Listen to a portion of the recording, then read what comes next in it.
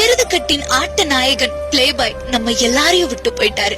எருதுகட்டு விளையாட்டுல ஆட்ட நாயகன், கலக்கல் நாயகன், நேர்மையின் நாயகன்னு பேர் வாங்கி வேலூர்ல கதாநாயகனா அட்டையன் 42 சொன்னாவே எக்கச்சக்க ரசிகர்கள் பட்டாளத்தோட வரக்கூடிய பிளேபாய் விபத்தால நம்ம எல்லாரையும் விட்டு போயிட்டாரு.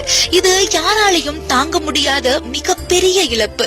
பிளேபாய் களத்துக்கு வராரு அப்படின்னாவே ரசிகர்கள் குதிச்சு குதிச்சு எதிர்பார்ப்பாங்க.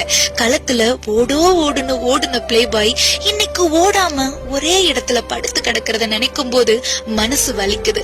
பிளேபாய்க்கு வயசு சிறுசுதான், ஆனா அவர் படைச்ச வரலாறு ரொம்ப பெருசு.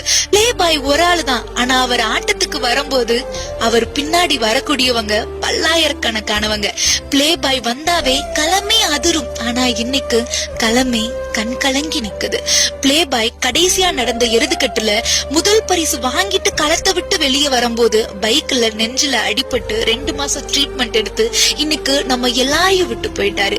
இனி பிளேபாயோட ஓட்டத்தையும் ஆட்டத்தையும் அவர் கூட நடந்து வர அழகையும் என்னைக்கு நாம ரசிக்க போறோம். பிளேபாய் விளையாட்டு பிள்ளைன்னு அர்த்தம். உண்மையிலே ஆட்டத்துல விளையாட்டு பிள்ளைதான் நம்ம பிளேபாய். பிளேபாய்க்கு எக்கச்சக்க ரசிகர்கள் பட்டாலும் வீரன் நீ மறையலாம், ஆனால் உன் வீரம் மறையாது. எருதுகட்டு வரலாற்றில் என்றும் உன் பெயர் பேசப்பட்டு கொண்டே இருக்கும். பிளேபாய்